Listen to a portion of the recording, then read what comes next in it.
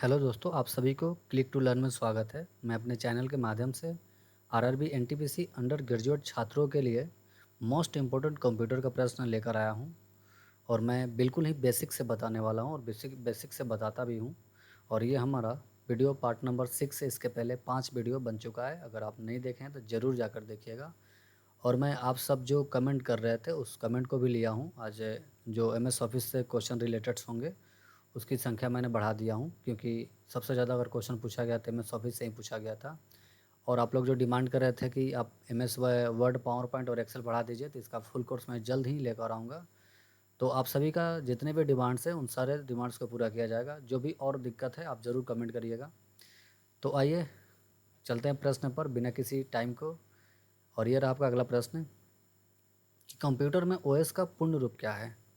यानी कंप्यूटर में जो ओएस होता है इसका फुल फॉर्म पूछ रहा है। ओएस का फुल फॉर्म क्या है, what is the full form of OS. ठीक है, ओएस का फुल फॉर्म क्या होता है, ऑपरेटिंग सिस्टम होता है। इसका मतलब ऑपरेटिंग सिस्टम। ऑपरेटिंग सिस्टम का कार्य क्या है मैं पहले भी बता चुका हूँ और फिर बता रहा हूँ। ऑपरेटिंग सिस्टम का कार्य क्या होता है कि जो सॉफ्टवेयर होता है, ठीक, और जो हार्डवेयर होता है, इन दोनों के बीच में संबंध स्थापित करता है। क्या करता है, लिंक काम करता है।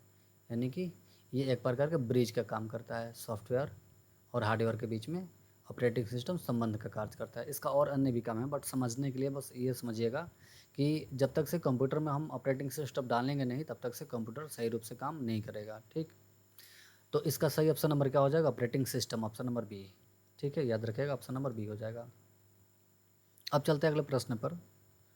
और ये आपका अगला प्रश्न है। अच्छा सॉरी, मैं यहाँ पर कुछ ऑपरेटिंग सिस्टम के बारे में डिटेल्स भी लिखा हूँ। आपको जो भी टर्म्स होंगे, जो भी डिफिनीसन वाला टर्म्स होंगे, मैं सारे को कवर करने की कोशिश करता हूँ कि जिनको नहीं पता है, थ्योरी नहीं पता है, तो कृपया यहाँ से अपना थ्योरी भी क्लियर कर लें। तो कंप्यूटर में ओएस का मतलब ऑपरेटिंग सिस्टम होता है। यह एक ऐसा सॉफ्टवेयर है, यह क्या है, एक प्रकार का सॉफ्टवेयर है जो कंप्यूटर के हार्डवेयर और सॉफ्टवेयर के बीच एक इंटरफेस का कार्य करता है। मतलब लिंक स्थापित करता है, ब्रिज का काम करता है। ठीक है, या कंप्यूटर के संसाधनों को प्रबंधित करता है और उपयोगकर्ताओं को कंप्यूटर के साथ क्या करता है, इंटरेक्ट करने की अनुमति देता है। ठीक, यानी कि ये जो ऑपरेटिंग सिस्टम है किसको किसको मैनेज करता है, कितने हार्डवेयर को मैनेज करेगा, तो जैसे डिस्क को भी यही मैनेज करेगा, माउस को भी यही करेगा, प्रिंटर हो, कीबोर्ड हो, माउस हो, मॉनिटर हो, या फिर कंप्यूटर में लगे हुए जितने भी अन्य हार्डवेयर डिवाइस होंगे सबके सब किसको मैनेज करेंगे, सब ऑपरेटिंग सिस्टम उस सभी को मैनेज करता है।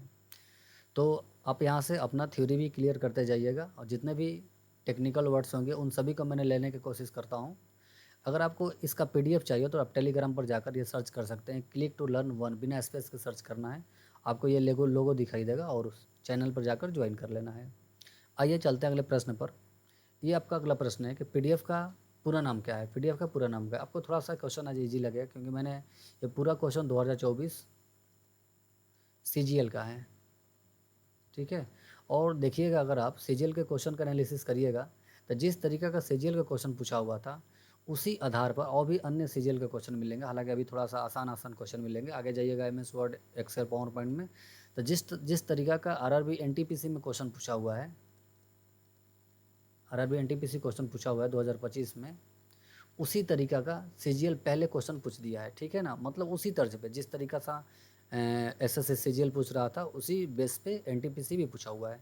तो मैं आप सभी को जितने भी एसएससी का क्वेश्चन है सबका सब कंप्यूटर के जितने भी प्रश्न होंगे सब करा दूंगा। ठीक है, क्योंकि जो अंडर ग्रेजुएट का एग्ज़ाम होगा इससे ही कहीं आपस में मिलता जुलता होगा, इससे तो बाहर होगा नहीं। बाहर भी पूछेगा तो कोई दिक्कत नहीं है, आप आराम से सॉल्व कर सकते हैं, घबराइए नहीं।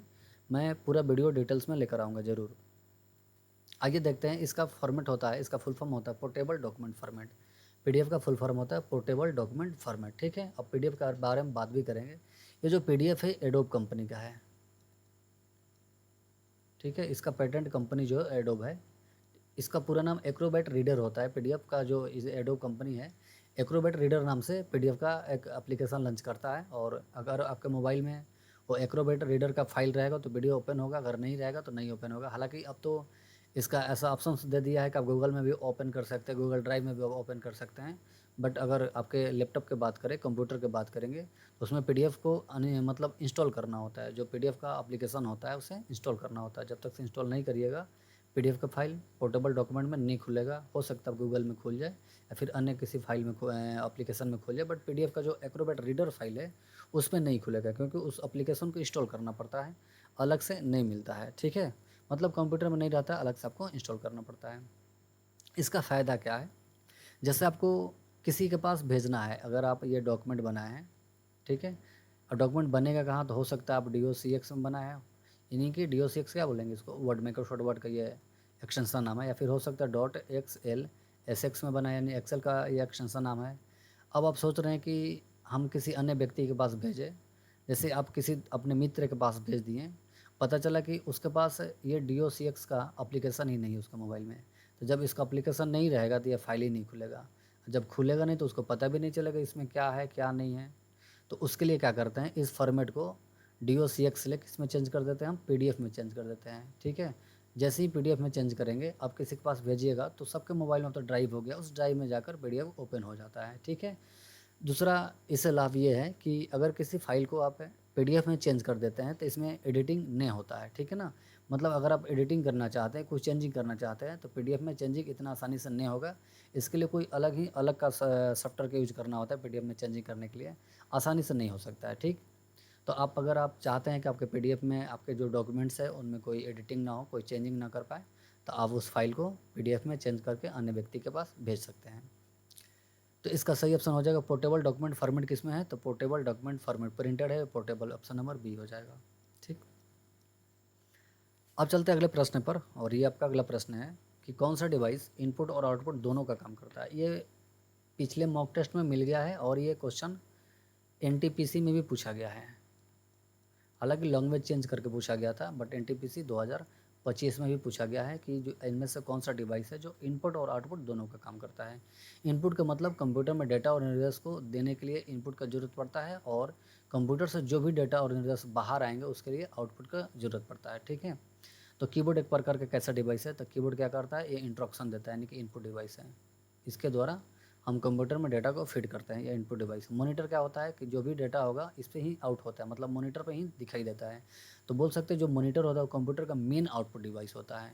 ठीक है, ये जो होता है मेन आउटपुट डिवाइस होता है। उसके बाद टच स्क्रीन का होता है, तो टच स्क्रीन बोथ होगा।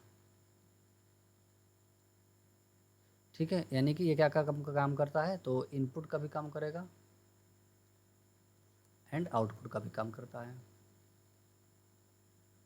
ये ध्यान रखिएगा, जो टच स्क्रीन होता है ये इनपुट का भी काम कर, जैसे टच, टच मतलब क्या, ये इनके काम करता है। जैसे टच करेंगे तो उसको कमांड मिल जाएगा, स्क्रीन जो दिखाई देता है, जैसे ही टच करेंगे, जैसे मान लीजिए एक बोल सकते हैं ये इमेज हो गया। ठीक है, इमेज का आइकन हो गया आपके मोबाइल में, जो फोटो का आइकन होता है, जैसे इस पर क्लिक करिएगा पूरे डिस्प्ले पर इसमें जितने भी इमेज होता है वो दिखाने लगता है। यानी कि जैसे आप टच किए तो किसका काम किया, इनपुट का काम किया, लेकिन जो ऐसे ही खुलकर आपके सामने आया वो किसका काम किया, आउटपुट का काम किया। तो जो टच स्क्रीन होता है वो बोथ होता है, इनपुट और आउटपुट दोनों होता है। ठीक है, तो इसका सही ऑप्शन नंबर सी हो जाएगा। प्रिंटर कैसा डिवाइस है, तो ये एक प्रकार का आउटपुट डिवाइस है।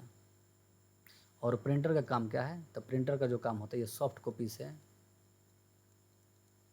हार्ड कॉपी में चेंज करता है, यानी कि आपके स्क्रीन पर जो भी दिखाई देता है वो सॉफ्ट कॉपी में होता है। जैसे आपको पेपर पे चाहिए तो प्रिंटर के द्वारा प्रिंट कर लेंगे तो हार्ड कॉपी में हो जाएगा। ठीक है, तो सॉफ्ट कॉपी से क्या करता है, ये हार्ड कॉपी करता है, प्रिंटर का काम है। इसका जस्ट उल्टा होगा, यानी कि हार्ड कॉपी से सॉफ्ट कॉपी कौन बनाएगा, तो स्कैनर बनाएगा, और स्कैनर एक प्रकार का इनपुट डिवाइस होता है। अब चलते हैं अगले प्रश्न पर।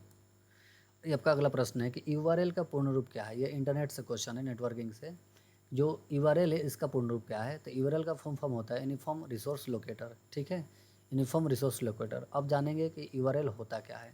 ठीक, तो URL जैसे कि आपको आपके पास देखते हैं कि कोई लिंक आता है व्हाट्सएप पे या फिर कहीं पर भी, इसमें लिखा होता है HTTP या फिर HTTPS भी लिखा होता है, डबल पी होगा, HTTPS डॉट ऐसे करके www.click2learn.home, या फिर स्लैश करके या फिर कुछ करके लिखा होता है। ठीक है, तो ये पूरा को बोलते हैं URL, यूनिफॉर्म रिसोर्स लोकेटर। ठीक है, अब इसमें पार्ट बाय पार्ट सबको बटा होता है कि जो HTTPS होता है इसको क्या बोलते हैं, जो www लेकर यहाँ तक डॉट तक होता है इसको क्या बोलते हैं, इसके आगे जो होता है उसको क्या बोलते हैं। ठीक है, तो जो HTTPS होता है इसको एक प्रकार का ये प्रोटोकॉल है।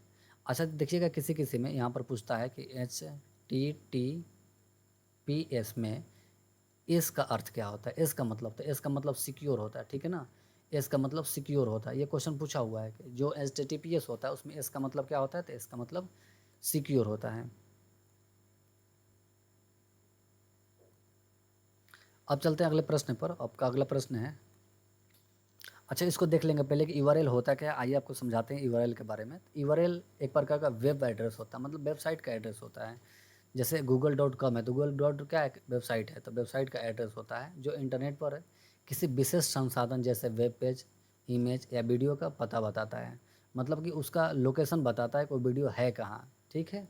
जैसे मान लीजिए कोई वीडियो यूट्यूब पे है तो यूट्यूब कहाँ से खोले, पहले गूगल हो सकता है, गूगल खोले होंगे, उस गूगल में जाकर यूट्यूब सर्च किए होंगे तो यूट्यूब आया होगा, उस यूट्यूब में जाकर वीडियो के नाम सर्च किए होंगे तो फिर वीडियो आया होगा। तो इस तरीक़ा से जैसे यहाँ पर गूगल दे देगा कि पहले गूगल में गए होंगे, फिर यूट्यूब खोलेंगे तो यूट्यूब में गए होंगे, उसके बाद उस वीडियो का जो भी जहाँ पर लोकेशन होगा उस वीडियो का लोकेशन आ जाएगा, ठीक है। तो ये क्या है, उस प्रकार का लोकेशन उसका है, ठीक है। जैसे ये वेबसाइट है कि https.hostinger.com ट्यूटोरियल्स, यहाँ पर स्लैश है कि what is a domain name. तो इसमें क्या क्या होता है, जो HTTPS होता है प्रोटोकॉल होता है, इसका मतलब होता है हाइपर टेक्स्ट ट्रांसफ़र प्रोटोकॉल, और एस का मतलब सिक्योर, मैंने बताया आपको। एक्स का मतलब क्या होगा, सिक्योर होगा। इसका फुल फॉर्म क्या होगा, hyper text transfer protocol. www क्या होता है, ये सब डोमेन होता है, ठीक है। डोमेन होता है, सब डोमेन होता है। तो ये सब डोमेन है, यानी कि वर्ल्ड वाइड वेब है, ठीक। ये सबके सब जो वेबसाइट का पेज होता है सब पे पहले लगा होता है। उसके बाद में यहाँ पर देखेंगे जैसे google.com, yahoo.com, या फिर हो सकता है gov.com, जैसे gov.com, जैसे in होता है इंडिया का वेबसाइट, उसके बाद .mil मिलिट्री का वेबसाइट होता है ये। तो इसको डोमेन नेम बोलते हैं, ये जो होता है ना डोमेन नेम होता है, ठीक है। और डोमेन नेम का काम सबका अलग होता है। जैसे .com वाला कमर्शियल में आता है, .in ये इंडियन वेबसाइट है, .mil मिलिट्री की वेबसाइट है। इसी तरीके से अन्य भी बहुत सारा डोमेन्स नेम होता है। तो ये क्या होता है, डोमेन नेम होता है, और ये उसका पाथ होता है कि जैसे ये सिक्योर हो गया, ये प्रोटोकॉल हो गया, और ये डोमेन नेम हो गया, सॉरी ये सब डोमेन हो गया, ये डोमेन हो गया, और ये पाथ हो गया। पाथ कहने का मतलब कि अगर आप वेबसाइट में चले गए, जैसे मान लीजिए आप SBI के वेबसाइट में गए हैं, तो SBI के वेबसाइट में SBI सर्च किए, उसके बाद इसके बाद कहाँ गए हैं, तो हो सकता है होम पे गए हैं, तो HIO में यहाँ पर होम लिखता है। इसके बाद कहाँ गए हैं, तो लॉगिन में गए हैं, ठीक है। तो इसके बाद लॉगिन में गए हैं, तो ये क्या है, उसका पाथ है, ठीक है। तो इसको बोलते हैं पाथ, इस एरिया को पाथ बोलते हैं, मतलब कि इसका लोकेशन बताएगा कब गए कहाँ। बाकी ये सब क्या होता है, ये सब इंटरनेट पर यूज करने का कोई ना कोई एक प्रोटोकॉल होता है, ठीक। अब समझ गए होंगे URL क्या होता है, और इसका फुल फॉर्म भी समझ गए हैं। अब चलते हैं अगले प्रश्न पर, और ये आपके सामने अगला प्रश्न है कि कंप्यूटर मेमोरी की सबसे छोटी इकाई कौन सी है। मैंने इसके बारे में कल वीडियो बनाया था, और पूरा मैंने बता दिया था कि बीट से लेकर पूरा जितना बाइट होगा, योटाबाइट जितना भी होता है, सारा का सारा मैंने मेजरमेंट दे दिया था। अगर आपको इसके बारे में देखना होगा तो मेरे पिछले वीडियो पे चले जाइए, यानी कि 5 नंबर वीडियो पे चले जाइए, पूरा डिटेल्स आपको मिल जाएगा। वहाँ से एक क्वेश्चन आपका फिक्स हो जाएगा, ठीक। अगर कभी भी मेमोरी से क्वेश्चन पूछें, मैंने वहाँ पर इंडिकेट भी किया था कि 3-4 क्वेश्चन हो, बस 3-4 क्वेश्चन को ही याद कर लीजिएगा, बाकी नहीं। देखिए उसी में से क्वेश्चन पूछ गया, या CGL का क्वेश्चन है, पूछ दिया है कि कंप्यूटर मेमोरी में सबसे छोटी इकाई कौन सी होता है। और मैंने कल बताया भी था कि इस 3 जो वहाँ पर क्वेश्चन थे, इन तीनों को जरूर याद रखिए, क्योंकि बाहर बाकी अगर पूछेगा कि 1 GB बराबर कितना होता है, 1 GB बराबर क्या होता है, तो आप बता सकते हैं कि 1024 MB होता है। लेकिन अगर बीट में पूछ दे, बाइट में पूछ दे, तो थोड़ा सा बच्चों में दिक्कत होता है, वो सब नहीं याद कर पाते हैं, तो वो जाकर जरूर देखिएगा। अब बात करते हैं कंप्यूटर मेमोरी में सबसे छोटी इकाई क्या होता है, तो सबसे छोटी इकाई बीट होता है, ठीक है ना। सबसे छोटी इकाई बीट होता है, उसके बाद बाइट होता है, फिर KB होता है, KB के बाद क्या होता है, MB होता है, MB के बाद में GB होता है, GB के बाद में फिर आगे आपको TB वगैरह मिलेंगे, ठीक।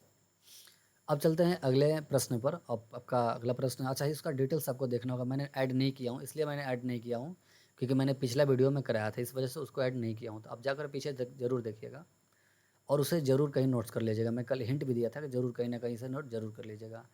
अब यार आपका अगला प्रश्न है कि MS वर्ड में थीजर, यानी कि थीजर के बारे में पूछ रहा है कि उपयोग क्या होता है, ठीक। अच्छा थीजर का काम होता है, जैसे इसमें ऑप्शंस मिलेंगे, स्पेलिंग एंड ग्रामर चेकिंग, उसके बाद थीजर वगैरह मिलते हैं। जैसे आप इसको हिंदी में सुने होंगे कि एक शब्द का अनेक शब्द, जिसे साइनोनिम्स बोलते हैं, तो थीजर के द्वारा साइनोनिम्स का यूज किया जाता है। कल भी एक क्वेश्चन आया था, हालांकि कल तो PYQ नहीं था, हालांकि ये तो CGL का PYQ है, 2024 का PYQ, ये NTPC में भी क्वेश्चन पूछा हुआ है। तो थीजर के बारे में बात करेंगे। ये साइनोनिम्स बताता है, एक शब्द का अनेक शब्द बताता है, यानी कि समानार्थी शब्द ढूंढना। इसका सही ऑप्शन नंबर ये हो जाएगा। मैंने डिटेल्स में भी बताया था कि अगर आपको किसी के बारे में सर्च करना है, जैसे मान लीजिए आप कोई एक वर्ड ले लेते हैं, वर्ड में जैसे कंप्यूटर ही ले लिए, तो कंप्यूटर से रिलेटेड और भी जो जो वर्ड्स होंगे, इससे रिलेटेड जो भी पार्ट्स वगैरह होंगे, पार्ट्स वगैरह के नाम भी दिखाता है। जैसे थीजर में अगर सर्च करें तो कंप्यूटर को क्या क्या कहते हैं, इसके साथ कौन कौन इक्विपमेंट और होता है, कौन कौन पार्ट्स लगे होते हैं, सबका डिटेल्स वगैरह आ जाता है। ठीक है, जो इससे समानार्थी होगा, समान अर्थ रखने वाला होगा, वो सब आ जाता है। तो ये थीजर्स कहाँ मिलेंगे? माइक्रोसॉफ्ट वर्ड में मिलेंगे। ठीक है, और ये किस मेनू में मिलेगा? तो ये रिव्यू मेनू में मिलता है। ठीक है, ये रिव्यू टैब में मिलता है, याद रखिएगा। स्पेलिंग चेक करना, तो ये भी रिव्यू मिलेगा। ये क्या करता है? स्पेलिंग को चेक करता है। अगर स्पेलिंग गलत रहेगा तो उसके नीचे कैसा लाइन आएगा? मैं कल भी बताया था, उसके नीचे रेड लाइन आएगा। अगर स्पेलिंग गलत होगा तो उसके नीचे रेड लाइन आएगा। ठीक है, अगर ग्रामर गलत होगा तो उसके नीचे ब्लू लाइन आएगा। ग्रामर, यहाँ पर ग्रामर गलत होगा तो ग्रामर के नीचे ब्लू लाइन आएगा। ठीक है, आपको ये सुजेस्ट भी करता है। सजेस्ट मतलब कि ये मान लीजिए गलत है, जैसे राइट क्लिक करिएगा तो ये 3-4 को वर्ड सजेस्ट करेगा आपको।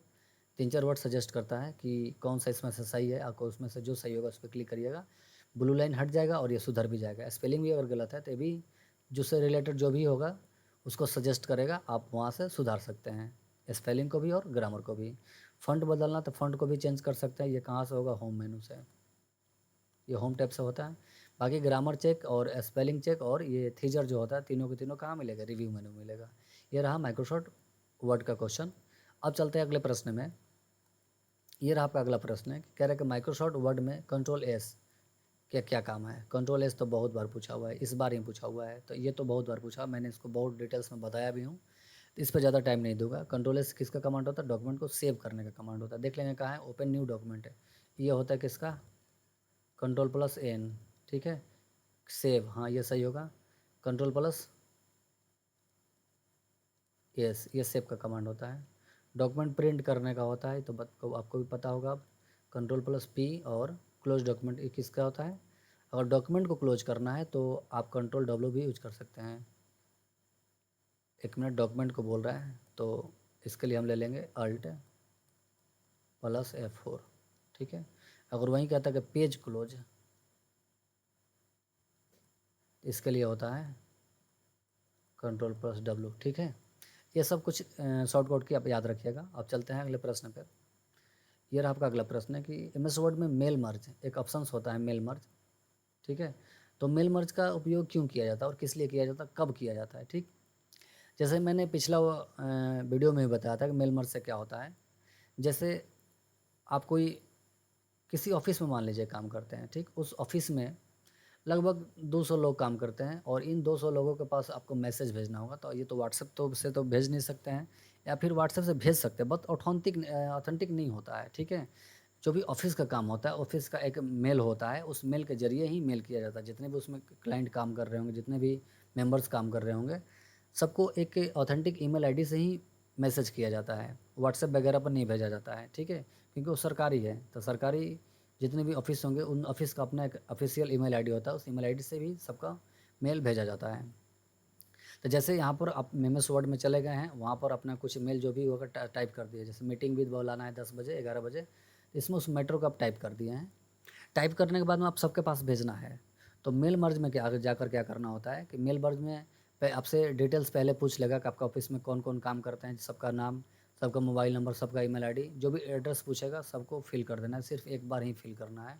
उसके बाद में अगर आप किसी को भेजना होगा मैसेज, तो मेल मर्ज में जाकर यही वाला डॉक्यूमेंट को अटैच कर सेंड कर दीजिएगा, तो 200 व्यक्ति के पास एक ही बार में मैसेज चला जाएगा। ठीक, और इन सभी को पता चल जाएगा कितने बजे मीटिंग है, कहाँ है, जो भी इसमें लिखा हुआ है सबको पता चल जाएगा। तो इसके लिए यूज करेंगे, मेल मर्ज का यूज किया जाता है। तो आइए देखते हैं ऑप्शन में कौन सही है। ईमेल को भेजने के लिए, हाँ ईमेल के लिए तो भेजने के लिए भी किया जाता है, बट और भी देख लेंगे इसके सटीक क्या है। एक ही डॉक्यूमेंट को कई लोगों को पर्सनलाइज भेजने के लिए, हाँ मेल तो भेजा जाता है, बट ये वाला सटीक ऑप्शन है कि एक ही डॉक्यूमेंट को कई लोगों, माने एक से अधिक लोगों को पर्सनलाइज भेजने के लिए, मतलब पर्सनल मैसेज भेजने के लिए, ग्रुप में नहीं, सबके पास पर्सनल मैसेज आ जाए। व्हाट्सएप अगर किसी ग्रुप बना है तो ग्रुप में भेजिएगा तो सबके पास चला जाएगा और पता भी चल जाएगा कि सभी लोगों ने देख लिया है। बट इसमें क्या होता है कि पर्सनल मैसेज आएगा, किसी को पता नहीं चलेगा कि सबके पास भेजा गया है। ठीक, टेबल बनाने के लिए नहीं गलत है, ग्राफिक्स डालने के लिए गलत है। इसका सही ऑप्शन नंबर बी हो जाएगा। एक ही डॉक्यूमेंट को कई लोगों के पास भेजना होता है तो ये मेल मर्ज का यूज किया जाता है।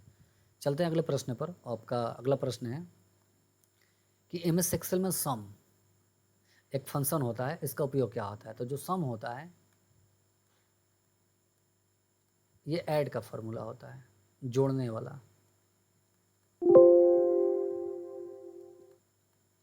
ये जोड़ने के लिए यूज होता है, ठीक। उसके बारे में अगर सब्ट्रैक्ट के कहिएगा तो उसके फार्मूला की जरूरत नहीं होता, डायरेक्ट आप माइनस के चेन लगा दीजिएगा, हो जाएगा। उसके बाद में इसको भी बोलते हैं, अगर आपको 2-3 वर्ड जोड़ना होता है तो बस जैसे मान लीजिए 2-3 को वर्ड जोड़ना है तो एक्सेल के किसी भी सेल में चले जाइएगा, इज इक्वल टू का चिन्ह 5, कीबोर्ड से प्लस का चिन्ह 2, जैसे इंटर बटन दबाइएगा आपको आंसर मिल जाएगा, कोई फार्मूला लगाने की जरूरत नहीं है। लेकिन अगर आपके पास बहुत सारे डेटा है, जैसे यहाँ पर 6, 7, 8, 9 इस टाइप से, यहाँ आइटम का नाम लिखा हुआ है, यहाँ उसका प्राइस लिखा हुआ है, ठीक है। अब आपको टोटल ऐड करना, सम करना है, तो फिर यहाँ पर सम का हम फार्मूला यूज कर लेते हैं। किस लिए? तो ये क्या करता है, डेटा को ऐड करता है, जोड़ने के लिए इसका यूज किया जाता है, ठीक। सम का फार्मूला जोड़ने के लिए, सबको जोड़ के यहाँ पर बता देगा। उसके बाद में कुछ और भी, जैसे एवरेज आ जाएगा, ये एवरेज निकालने के लिए होता है। जैसे कि मैक्स होता है, मैक्सिमम संख्या जानने के लिए होता है। मीन होता है, मिनिमम संख्या जानने के लिए। उसके बाद में काउंट होता है, नंबर को गिनने के लिए। उसके बाद में काउंट इफ़ होता है, ठीक है। काउंट इफ़ कंडीशन पे काम करता है, और मैं डिटेल्स वीडियो बनाऊंगा तो इन सब के बारे में बताऊंगा। हालांकि अभी एक एक के बारे में बताने लगेंगे तो बहुत टाइम लग जाएगा। ये कुछ फार्मूला है, अब याद रखिएगा। एवरेज निकालने के लिए, मैक्सिमम नंबर देखने के लिए, मिनिमम सबसे छोटा अंक देखने के लिए, और ये काउंट, मैंने थोड़ा सा, ठीक है, ये नंबर को काउंट करने के लिए। काउंट इफ़ क्या होता है, इसको कंडीशन देना होता है, ठीक है। आगे काउंट इफ़ का क्वेश्चन मिलेगा, मैं आपको बताऊंगा वहाँ पर कि काउंट इफ़ क्या होता है। आइए देखते हैं इसका सही ऑप्शन नंबर क्या हो जाए। टेक्स्ट को जोड़ना, टेक्स्ट को नहीं जोड़ता है, किसको जोड़ता है, ये नंबर को जोड़ता है। नंबर्स का योग निकालना, हाँ नंबर का योग निकालता है। एवरेज निकालना, एवरेज के लिए तो मैंने बता दिया, एवरेज का यूज करना होगा। डेटा सॉर्ट करना, सॉर्ट के भी इसमें भी ऑप्शंस होते हैं, ये आपको होम मेनू में मिल जाएगा। सॉर्ट के क्या होता है, जैसे ये असेंडिंग और डिसेंडिंग ऑर्डर में करने के लिए, जैसे ए टू जेड, जे टू ए लिखेगा। अगर ए टू जेड का मतलब असेंडिंग ऑर्डर में डाटा को करने के लिए, जे टू ए का मतलब डिसेंडिंग ऑर्डर में करने के लिए, यानी कि एक होता है बढ़ते क्रम, दूसरा घटते क्रम होता है। ये शॉर्ट सम कर लेंगे, ठीक। अब चलते हैं अगले प्रश्न पर। अब आपका अगला प्रश्न है कि एमएस एक्सेल में कंट्रोल प्लस एरो, ठीक है, कंट्रोल प्लस एरो का क्या कार्य है? अब इनमें से कौन एरो बोल रहे तो नहीं बोला हुआ है, ऑप्शन के द्वारा देखेंगे। जैसे एरो तो लेफ्ट भी होता है, राइट भी हो रहा है, अप भी होता है, डाउन भी होता है, बट इनमें से कौन है? डेटा को सिलेक्ट करना। कंट्रोल एरो से डेटा को तो सिलेक्ट नहीं कर पाएंगे। सेल के अंत तक जाना, सेल के अंत तक चले जाएंगे, बट किस से? तो कंट्रोल प्लस ये जो राइट एरो होता है ना, राइट एरो से चले जाएंगे। कंट्रोल के साथ में जैसे ही आप राइट एरो बटन दबाइएगा तो आप सेल के लास्ट में चले जाइएगा, ठीक है ना। आप एक्सेल के सबसे लास्ट में चले जाइएगा, ठीक। उसके बाद में चार्ट बनाने को बोल रहा है, फार्मूला डालने के लिए नहीं, ये दोनों गलत है। इसका सही ऑप्शन क्या हो जाएगा? सेल के अंत तक जाना, और सेल के अंत तक जाने के लिए कंट्रोल प्लस राइट एरो। अगर आप सेल के अंत में शुरू में जाना होगा तो कंट्रोल प्लस लेफ्ट एरो, ठीक है। ये कहाँ चला जाएगा? ये लास्ट में चला जाएगा। ये कहाँ जाएगा? होम में, स्टार्ट में, ठीक है। अगर ऊपर वाला बटन दबाइएगा तो ये आपको सबसे ऊपर लेकर चला जाएगा, और नीचे वाला बटन दबाइएगा तो सबसे नीचे लेकर आ जाएगा, ठीक है। किसके साथ? तो ये सब के सब बटन कंट्रोल के साथ बटन दबाना था। अब चलते हैं अगले प्रश्न पर। आपका अगला प्रश्न है कि एमएस एक्सेल में वी लुकअप एक बहुत ही शानदार ऑप्शन है, ठीक है। फंक्शन क्या कार्य करता है? तो वी लुकअप बहुत सही, मैं जो बोल रहा हूँ बहुत ही कमाल का ऑप्शन है। अगर आपको वी लुकअप करने आ गया तो बहुत सारे डेटा आसान हो जाता है, आपको काम करने में बहुत आसानी हो जाता है। तो वी लुकअप के बारे में देखेंगे। वी लुकअप से होता क्या है, ये डेटा को ढूंढता है, ठीक है। वी लुकअप क्या करता है? डेटा को ढूंढ कर आपके सामने प्रदर्शित करता है, ठीक है। और इसमें जैसे कि आपके कंडीशन के अनुसार डेटा ढूंढता है। मैं ऐसे बोलूँगा तो आपको नहीं समझ में आएगा, आपको करके दिखाना होगा। हालांकि मैं कोर्स में तो ज़रूर ही कर दिखाऊंगा, यहाँ पर बहुत ज़्यादा टाइम लग जाएगा, क्योंकि वी लुकअप छोटा सा ऑप्शन नहीं होता है। इसके लिए डेटा वगैरह लिखना पड़ता है, उसके बाद में डेटा को वहाँ से ले जाना होता है, एक्सट्रैक्ट करना होता है, इस टाइप से। तो इसका सही ऑप्शन हो जाएगा वर्टिकल डेटा को ढूंढना। उसके बाद में हॉरिजॉन्टली डेटा को ढूंढना। डेटा को सॉर्ट करना नहीं होता है, सॉर्ट करना या डिलीट करना भी नहीं होता। अब दोनों में देखेंगे, वर्टिकल डेटा को ढूंढना, हॉरिजॉन्टल डेटा को ढूंढना। तो इसमें ये वर्टिकल डेटा ढूंढता है, ठीक है ना। हॉरिजॉन्टल डेटा नहीं ढूंढता है। कैसा डेटा? जो वर्टिकल डेटा होगा ना उसको ढूंढता है, ठीक। तो इसका सही ऑप्शन नंबर ए हो जाएगा। याद रखिएगा, वी लुकअप वर्टिकल डेटा को ढूंढता है। अब चलते हैं अगले प्रश्न पर। ये आपका अगला प्रश्न है कि एम एस पावर पॉइंट में, ये क्वेश्चन पावर पॉइंट से है और इस बार पावर पॉइंट से भी क्वेश्चन भर भर के पूछा हुआ है। स्लाइड शॉर्टर व्यू का उपयोग क्या है? जो स्लाइड शॉर्टर व्यू होता है ना, इसका उपयोग क्या होता है? ठीक, तो आइए देखते हैं ऑप्शन के द्वारा कि कौन सही होगा। स्लाइड को एडिट करने के लिए, स्लाइड को एडिट करने के लिए स्लाइड शॉर्टर में जाने की ज़रूरत नहीं है। हो सकता है आप मास्टर स्लाइड में जाकर कर सकते हैं, बट स्लाइड शॉर्टर व्यू में तो नहीं। व्यू तो देखने के लिए होता है, गलत हो जाएगा ये वाला। आगे करेगा स्लाइड का ऑर्डर बदलने के लिए। अच्छा, आगे भी पढ़ लेते हैं। एनिमेशन को जोड़ने के लिए, एनिमेशन होम मेनू से जाकर जुड़ जाएगा, स्लॉट शॉर्टर की ज़रूरत नहीं है। टेक्स्ट फॉर्मेट के, टेक्स्ट को फॉर्मेट करने के लिए टू टेक्स्ट फॉर्मेट, नहीं, ये भी नहीं होता है। आप टेक्स्ट को फॉर्मेट करने के लिए यहाँ से भी होम मेनू में भी जाकर देख सकते हैं, स्टाइल वगैरह होता है, या फिर आप डिज़ाइन मेनू में जाकर देख सकते हो, आप ट्रांजिशन मेनू भी हो सकता है। तो इसका सही ऑप्शन स्लाइड का ऑर्डर बदलने के लिए, जो स्लाइड का अरेंज होगा, किसको नीचे करना है ऊपर करना है, जैसे बहुत सारा आपके पास स्लाइड है, ये 1 नंबर 2 नंबर 3 नंबर 4 नंबर हो सकता है, आपको चेंज करना होगा। 3 वाला को 1 के पास ले जाना होगा, 1 के 4 के पास ले जाना होगा। तो इस टाइप से हम स्लाइड शॉर्टर व्यू में जाकर चेंज कर सकते हैं। ठीक, तो स्लाइड शॉर्टर का ऑर्डर बदलने के लिए इसका सही ऑप्शन नंबर बी हो जाएगा। अब चलते हैं अगले प्रश्न पर, और ये आपका अगला प्रश्न है कि एम एस पावर पॉइंट में F5 बटन के बारे में पूछा है कि जो एम एस पावर पॉइंट है, F5 बटन क्या कार्य करता है। ठीक है, ये क्वेश्चन NTPC 2025 में भी पूछा हुआ है और CGL 2024, ये दोनों में क्वेश्चन पूछा हुआ है। अब 2000 NTPC में जाकर देखिएगा, मैंने PYQ पूरा करा दिया है। PYQ बहुत ही डिटेल्स में कराया हूँ। मैंने पूरा PYQ कराने में 10 गो वीडियो अपलोड किया हूँ। बहुत सारे यूट्यूब पर देखिएगा तो 2 वीडियो या फिर 1 वीडियो 2 घंटा 3 घंटा में ख़त्म कर दिए हैं, बट मैंने इतना डिटेल्स में बताया हूँ कि मेरा वीडियो थोड़ा सा लॉन्ग हो गया। ये देखने के बाद में आपको बहुत सारा कंसेप्ट भी क्लियर हो जाएगा। अगर आप PYQ भी मेरा देख कर जा रहे हैं तो आप बहुत ही अच्छा स्कोर कर सकते हैं NTPC में, जो अंडर ग्रेजुएट के एग्ज़ाम है उसमें भी बहुत सारा अच्छा स्कोर कर सकते हैं। तो आइए देखते हैं F5 से क्या होता है। तो F5 से क्या होता है, प्रेजेंटेशन जो होता है ना वो स्टार्ट होता है। जैसे ये आपका एक प्रेजेंटेशन हुआ, ये दूसरा स्लाइड, ये तीसरा स्लाइड। जैसे ही आप F5 बटन दबाइएगा, आपके सिस्टम पे ये फुल स्क्रीन हो जाएगा। उसके बाद में इस प्रेजेंटेशन में जो भी सेट किए हैं वो चलने लगेगा। इसके बाद में ये जब ख़त्म होगा तो दूसरा, दूसरा ख़त्म होगा तो तीसरा, यानी कि जो प्रेजेंटेशन है, प्रेजेंटेशन को स्टार्ट अगर करना होगा तो F5 बटन दबाकर स्टार्ट कर सकते हैं। तो इसका सही ऑप्शन हो जाएगा नई स्लाइड ऐड करना। नहीं, नई स्लाइड ऐड करने के लिए कंट्रोल M होता है, ठीक है ना, कंट्रोल+M होता है। तो ये तो नहीं होगा। स्लाइड डिलीट करना, डिलीट करने के लिए आप डिलीट बटन दबाइएगा, स्लाइड बढ़ जाएगा तो डिलीट हो जाएगा। ये भी नहीं होगा। प्रेजेंटेशन स्टार्ट करने के लिए, हाँ, प्रेजेंटेशन को स्टार्ट करना होगा तो F5 बटन दबाकर स्टार्ट कर सकते हैं। और स्लाइड को सेव करने के लिए इसका क्या होता है, तो कंट्रोल+S होता है, स्लाइड को सेव कर लेंगे। अब चलते हैं अगले प्रश्न पर कि MS पावर पॉइंट में ट्रांजिशन का उपयोग क्यों किया जाता है और क्यों, कब किया जाता है ट्रांजिशन। ठीक है, तो ट्रांजिशन एक प्रकार का बोल सकते हैं कि ये एक प्रकार का इफ़ेक्ट होता है। जैसे मैं बता दे रहा हूँ आपको ट्रांजिशन के बारे में थोड़ा सा। जैसे अगर आप वीडियो वगैरह देखे होंगे, वीडियो तो बहुत देखे होंगे, बट आपको जल्दी समझाने के लिए मैं बोल सकता हूँ कि अगर कोई शादी का वीडियो देखे होंगे, मैरिज का, ठीक है, तो मैरिज के वीडियो में देखिएगा कि फ़ोटो कभी यहाँ से एंट्री हो रहा है, यहाँ इस कोना से, और आते आते आते आते तो यहाँ पर आइएगा तो फ़ोटो क्या हो जाता है, बड़ा हो जाता है। ठीक है, कभी इधर से देखिएगा तो नाम लिख कर आएगा, ठीक है, यहाँ से आते आते यहाँ पर आकर नाम बहुत बड़ा हो जाता है। ठीक है, अब ये मैं एग्जांपल जो दे रहा हूँ थोड़ा सा तो आप समझ गए होंगे, एनिमेशन है ये सब। यानी कि ये क्या होता है, ये मैं अभी जो बता रहा था ये क्या है, एनिमेशन है। ठीक है ना, ट्रांजिशन क्या होता है, इफ़ेक्ट को ऐड करने के लिए इस पे इफ़ेक्ट ऐड करेंगे। मैंने अभी जैसे बताया कि इधर से आएगा, कि इधर से आएगा, कि इधर से आएगा, ये क्या था, ये एक प्रकार का ट्रांजिशन था। ठीक, तो स्लाइड के बीच इफ़ेक्ट को जोड़ना, इसका सही ऑप्शन नंबर हो जाएगा, स्लाइड के बीच इफ़ेक्ट को जोड़ना, ये ट्रांजिशन हो जाएगा। टेक्स्ट को बोल्ड करना, इसके लिए होता है कंट्रोल+B। इमेज को रोटेट करने के लिए, हाँ, रोटेट कर सकते हैं। उसके बाद में चार्ट बनाने के लिए, ठीक है, तो इसका सही ऑप्शन क्या हो जाएगा, स्लाइड के बीच इफ़ेक्ट को जोड़ना, यानी कि इफ़ेक्ट ऐड किया जाता है। ठीक है, अब चलते हैं अगले प्रश्न पर।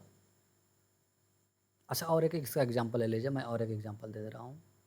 अभी तो मैंने ट्रांजिशन बताया था, सॉरी, मैंने आपको एनिमेशन बता दिया, ट्रांजिशन देख लीजिए। हालांकि दोनों में ज़्यादा अंतर नहीं होता है। जैसे इस पे भी ये मैंने अभी बताया कि ये फ़ोटो यहाँ से आया, ये नाम यहाँ से आया।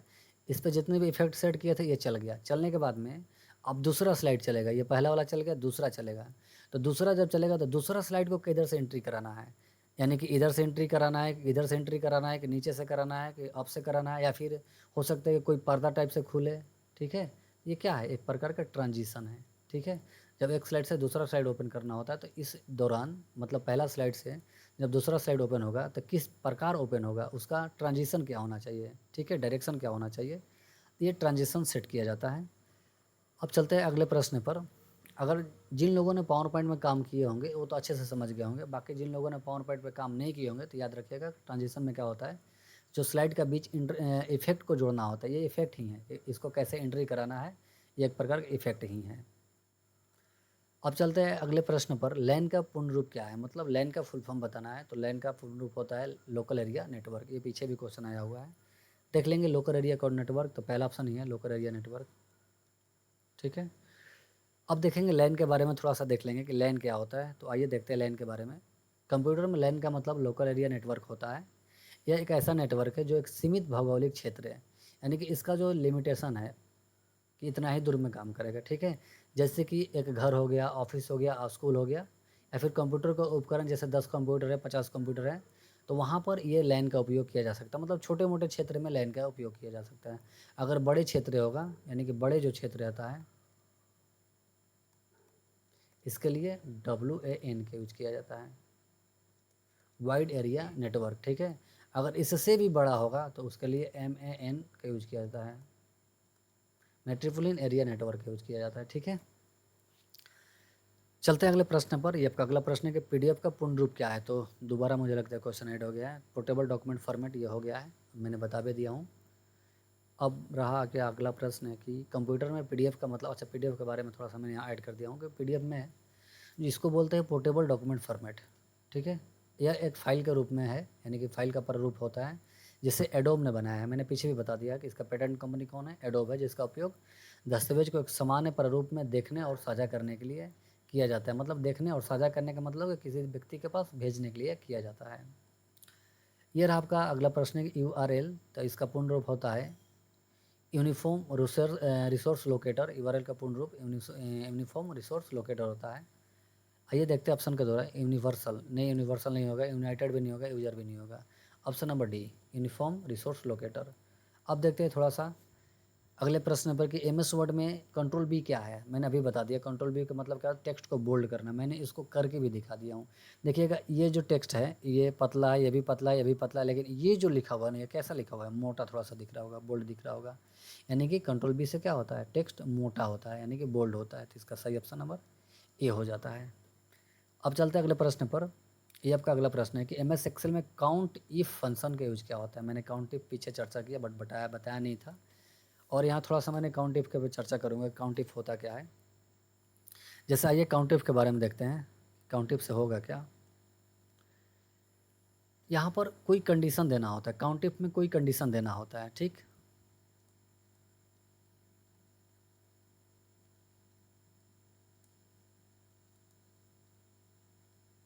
मैंने पूरा फार्मूला तो लागू करके नहीं दिखाऊंगा, बट आपको मैं बता दे रहा हूँ काउंट इफ से होगा क्या। जैसे कि आप एग्ज़ाम ही देते हैं तो एग्ज़ाम में क्या होता है कि अगर आप 30 नंबर लाते हैं, 30 से ज़्यादा लाते हैं तो आप थर्ड डिवीज़न। ठीक है, इससे अगर कम ला दिए, 30 ले कम ला दिए तो क्या होता है, आप फेल हो जाते हैं। अगर आप 45 ले ज़्यादा लाते हैं और 45 ले कम लाते हैं, 45 ले कम लाइएगा तो थर्ड हो जाइएगा, और 45% से ज़्यादा लाइएगा तो क्या हो जाते हैं, सेकंड हो जाते हैं। उसके बाद में अगला एक 60 पे होता है कि अगर 60 से ज़्यादा लाते हैं या फिर 60 भी लाते हैं तो क्या हो जाएंगे, आप फर्स्ट डिवीज़न हो जाएंगे, और इससे कम लाइएगा तो सेकंड डिवीज़न हो जाइएगा। मैंने इसको कंडीशन बता दिया, ये तो जनरली है। मान लीजिए मैं भी एक एग्ज़ाम लिया हूँ, मैं अपने अनुसार सेट कर रहा हूँ कि यहाँ मैं अपने से एडिट कर दे रहा हूँ कि 20, अगर आप 20 लाइएगा, 20 या 20 मतलब आप 20 के ज़्यादा लाइएगा, या तो 20 लाइए चाहे 20 से ज़्यादा लाइए तो थर्ड रहिएगा, लेकिन जैसे 20 से कम आएगा तो आप फेल हो जाइएगा। दूसरा कंडीशन मैंने इसको 40 पर सेट कर दिया अपने से। अगर आप 40 या 40 से ज़्यादा लाते हैं तो आप सेकंड डिवीज़न होइएगा, इससे कम लाते हैं तो थर्ड डिवीज़न हो जाएगा। कम कितना, तो यहाँ पर पहला ऑप्शन मैंने पहले कंडीशन दे दिया हूँ 20 तक, यानी कि 20 से 40 के बीच में लाइएगा तो थर्ड, 40 से 60 के बीच में लाइएगा तो सेकंड, और 60 से ज़्यादा लाएगी तो फर्स्ट। ये मैंने इसको कंडीशन दे दिया। अब मैंने यहाँ पर कुछ क्वेश्चन लिख दे रहा हूँ। जैसे एक नाम है, ए नाम का लड़का है, मैथ में 20 लाया है। उसके बाद में इसमें 15 लाया है। मैं 500 सब्जेक्ट का नाम लिख दे रहा हूँ। अच्छा, ये तो फर्स्ट ऐसे ही हो जाएगा, मैं नंबर कम लिख दे रहा हूँ। मैथ में जैसे 2 नंबर लाया है, हो सकता है 10 नंबर का टोटल परीक्षा होगा। इसके बाद इसमें 5 नंबर लाया है, इसमें 8 नंबर लाया है, किसी में 20 नंबर लाया है, ठीक है, और किसी में 30 नंबर लाया है, ठीक। मैंने इन सारे को जोड़ने का एक फार्मूला लगा दूंगा। ये सब का सब अलग अलग सेल में लिखा हुआ है और अलग अलग सब्जेक्ट के नाम ऊपर में लिखा हुआ है। हालांकि मुझे ऐड कर कर लाना चाहिए था डेटा, मैं भूल गया था, डेटा ऐड नहीं किया हूँ। अगर डेटा ऐड करके लाते पहले से तो आपको कुछ ज़्यादा समझ में आता है। जैसे सबको जोड़ने के बाद में मैं एग्जांपल के तौर पर ऐसे लिख दे रहा हूँ। हो सकता है यहाँ पर 43 आ रहा है। अच्छा, 43 से 30 20 50 23 हो गया, 10 है, 60 65 हो गया, ठीक है। मैंने पूरा पूरा जोड़ ही दिया, ये 65 हो गया। कंडीशन के अनुसार ये कौन सा डिवीजन होगा? तो जैसे ही ये जो आप टोटल ऐड कर दिए, यहाँ पर अगले सेल में कंडीशन लगाइएगा। यानी कि ये जो मैंने कंडीशन लिखा हो, is equal to if cost, data को सिलेक्ट कर लीजिएगा। उसके बाद में फार्मूला लगाएंगे कि ये जो फार्मूला होता है, आपको फार्मूला तो मैंने यहाँ पर नहीं लिख सकता हूँ क्योंकि बहुत लंबा फार्मूला है, ज़्यादा लंबा हो जाएगा वीडियो। यानी कि फार्मूला लगाने के बाद में जैसे आप इंटर बटन दबाइएगा, अब यहाँ पर कंडीशन के अनुसार इस सेल में लिख देगा कि ये जो बच्चा होगा कैसा है, जो फर्स्ट है, ठीक। क्योंकि 60 से ज़्यादा मैंने इसे फर्स्ट देने को बोला था, ये फर्स्ट कर देगा। अगर किसी किसी का मान लीजिए 18 है, 18 आ गया है, तो उस सेल में लिखेगा कि ये बच्चा क्या है, फेल है, ठीक। तो मेरा कहने का मतलब जो काउंट इफ़ होता है, इसको कंडीशन देना होता है, ठीक है। आप भी ऐसे भी कंडीशन दे सकते हैं। किसी कंपनी वगैरह में काम करते हैं कि जो व्यक्ति सप्ताह के अगर 7 दिन काम करता है तो उसको बोनस देना होगा। तो जैसे अब उसका प्रेजेंट ही बनेगा, 1 दिन 2 दिन 3 दिन 4 दिन 5 दिन 6 दिन 7 दिन अगर आ गया तो इसको कंडीशन लागू कर देंगे। अगर 7 दिन होगा तो इसको 50 रुपये एक्स्ट्रा मिलेगा। तो ये आपको हाईलाइट करके बता देगा कौन कौन 7 दिन से ज़्यादा आया है। हो सकता है कोई कोई इसमें अपसेंट हो गया है, तो इस पे लागू नहीं होगा, ठीक है। तो अपने कंडीशन के अनुसार एक्सेल में ये डेटा को फिल कर सकते हैं और सेट कर सकते हैं। आप कैसा डेटा फिल करना चाहते हैं आप पे डिपेंड करता है।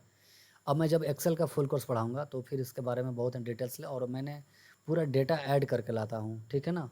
जैसे मेरा फुल कोर्स आएगा, मैंने डेटा धीरे धीरे सारा डेटा बना चुका हूँ, तो डेटा का साथ मैं आपको करके भी दिखाऊंगा, तो वहाँ से ज़्यादा समझ में आएगा। हालांकि अभी आपको यहीं से समझना होगा कि एग्ज़ाम में बहुत ही नज़दीक है, तो आप यहाँ से उसे समझ सकते हैं।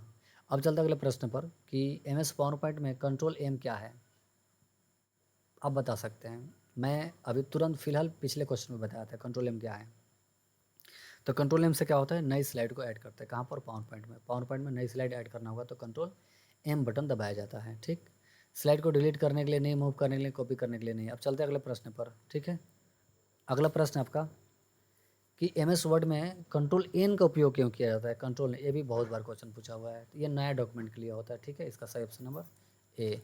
सेव करने के लिए क्या होता है, तो control S, control plus S। Document print करने के लिए कंट्रोल प्लस P। डॉक्यूमेंट को बंद करने के लिए अल्ट प्लस F4, ठीक। ये रहा आपका अगला प्रश्न है कि MS वर्ड में ट्रैक चेंज फीचर क्या होता है। माइक्रोसॉफ्ट वर्ड में एक ट्रैक चेंज ऑप्शंस होते हैं। इसको शॉर्टकट में ही बता कर निकल रहा हूँ। जैसे मान लीजिए आप ये डॉक्यूमेंट बना दिए हैं, उसके बाद ट्रैक चेंज को ऑन कर दे रहे हैं, ठीक है। अगर ऑफ है आप ऑन कर दे रहे हैं। इस डॉक्यूमेंट को आप खुला छोड़कर, हो सकता है आप चाय पीने चले गए हैं, अब कोई व्यक्ति आया आपके डॉक्यूमेंट में कुछ छेड़छाड़ कर दिया, डिलीट कर दिया, चाहे कुछ नया कुछ ऐड कर दिया, ठीक है। अच्छा, ऐड करने का तरीका 2 हो सकता है। हो सकता है आपका सीनियर होगा तो जहाँ गलती होगा उसको ऐड कर दिया होगा, या फिर हो सकता है कि आपका कोई दोस्त होगा शैतानी कर रहा होगा तो इसको डिलीट भी कर दिया होगा। तो अगर आप ट्रैक के चेंज ऑप्शन का ऑन करके के चले गए हैं, तो जैसे ही आप आइएगा और ये ट्रैक चेंज से फिर चेक करिएगा तो उसको रेड रेड कर देगा, यानी कि रेड कलर से प्रदर्शित करता है कि इसको अब चेंज किया गया है, ठीक है।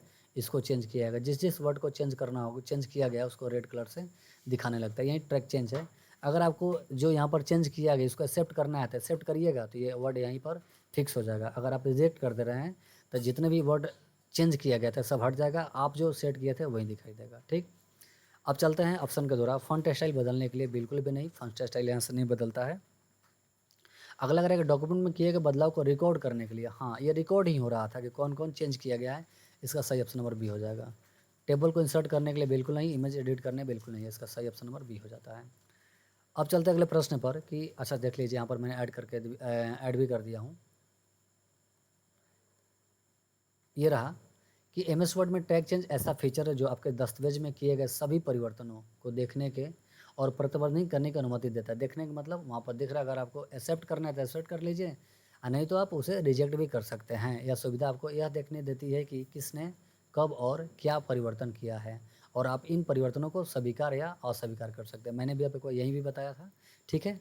तो आप अब तो बहुत आसानी से समझ गए होंगे, और इस प्रश्न का आने की संभावना है, क्योंकि ये प्रश्न सीजीएल में पूछ दिया तो एनटीपीसी में भी ज़रूर पूछेगा, और बहुत ही अच्छे लेवल का प्रश्न है ये। इसको मतलब कि नॉर्मल लड़का तो बता नहीं सकता ट्रैक चेंज के बारे में। अब चलते हैं अगले प्रश्न पर कि एमएस वर्ड में मेल मर्ज क्या होता है। तो मेल मर्ज ये पीछे भी क्वेश्चन आ चुका है, ठीक है। तो डायरेक्ट ऑप्शन टिक करके निकल रहे हैं, तो एक ही डॉक्यूमेंट में कई लोगों को भेजने के लिए, ऑप्शन नंबर बी। यह आपका अगला। अच्छा, मेल मर्ज के बारे में थोड़ा सा, यह एक ऐसा फीचर है जो आपको एक ही डॉक्यूमेंट में कई लोगों के लिए व्यक्तिगत रूप से बनाने अनुमति देता है। बनवाने मतलब बनाने की अनुमति देता है, जैसे कि पत्र हो या फिर ईमेल हो या फिर लेबल हो। यह एक ऐसा डेटा स्रोत है जैसे कि स्प्रेडशीट या डेटाबेस से जानकारी लेता है और इसे मुख्य रूप से दस्तावेज में मर्ज कर देता है, ठीक है। जिससे हर प्राप्तकर्ता के लिए अलग अलग दस्तावेज बन जाता है, ठीक। तो ये मेल मैच रहा, और चलते हैं अगले प्रश्न पर। यह कब का अगला प्रश्न है कि एमएस वर्ड में कंट्रोल एस बटन क्या होता है। तो ये सेव का कमांड होता है, ठीक है। इसका सही ऑप्शन नंबर ए। कॉपी का कमांड क्या होता है, कंट्रोल प्लस सी होता है। प्रिंट का कंट्रोल प्लस पी होता है, और डॉक्यूमेंट डिलीट के लिए तो डायरेक्ट कीबोर्ड से डिलीट बटन दबा सकते हैं, डिलीट हो जाएगा। ये आपका अगला प्रश्न और लास्ट प्रश्न है कि एमएस वर्ड में थीजर भी दो क्वेश्चन ऐड हो गया। सॉरी, मैं क्वेश्चन को बाइकआउट कर रहा हूँ, ध्यान नहीं दिया हूँ। दो क्वेश्चन ऐड हो गया है, क्योंकि क्वेश्चन कोई और ऐड करता है और मैं तो यहाँ पर सिर्फ आपको पढ़ाता हूँ। तो क्वेश्चन जो भी ऐड किया होगा थोड़ा सा डबल ऐड कर दिया है। तो क्या है, ये समानार्थक अधिक खोजने के लिए, यानी कि find out synonyms, to find out synonyms, ठीक है। अब चलते हैं अगले। अच्छा, अगला तो ख़त्म हो गया। अब आपसे एक रिक्वेस्ट है कि मेरे चैनल को ज़रूर आप सब्सक्राइब करिएगा, और मैंने आपके डिमांड जो भी आप कमेंट में डिमांड किए थे उस डिमांड को बहुत ही जल्द पूरा करूँगा। और अगले आगे भी आपका जो भी डिमांड होगा ज़रूर कमेंट में करिएगा। वीडियो को मेरा ज़रूर लाइक करिएगा, और दोस्त के पास ज़रूर शेयर भी करिएगा। अगर आपको पीडीएफ चाहिए, मैंने पीडीएफ भी दिया हूँ कि अगर जिसका एग्ज़ाम अगर नज़दीक है तो मैं वर्ड का पूरा पीडीएफ दे दिया हूँ। एक्सेल का भी कुछ दिन में अपलोड कर दूँगा। एक्सेल वर्ड का पीडीएफ बस 25 से 30 पेज में है, ठीक है। इतना अगर पढ़ लीजिएगा वर्ड का पीडीएफ, तो आपसे वर्ड से क्वेश्चन नहीं छूटेगा। अगर आपसे छूट रहा है तो मतलब सबसे छूटेगा, ध्यान रखिएगा। अगर आपसे छूट गया तो सबसे छूटेगा, क्योंकि बहुत ही मैंने बेहतरीन ढंग से पीडीएफ बनाया हूँ, और ज़्यादा नहीं है, सिर्फ और सिर्फ 25 से 30 पेज है। जाकर आप डाउनलोड करके पढ़ सकते हैं। और जैसे ही मैं एक्सेल आएगा तो एक्सेल को भी तुरंत ही बहुत ही कम पेज में लेकर आऊँगा, और वहाँ से भी 100% आने की गारंटी रहेगा। तो आप मेरा चैनल जाकर जरूर ज्वाइन करिएगा। चलिए ठीक है, आप सभी को धन्यवाद। मिलते हैं अगले वीडियो में।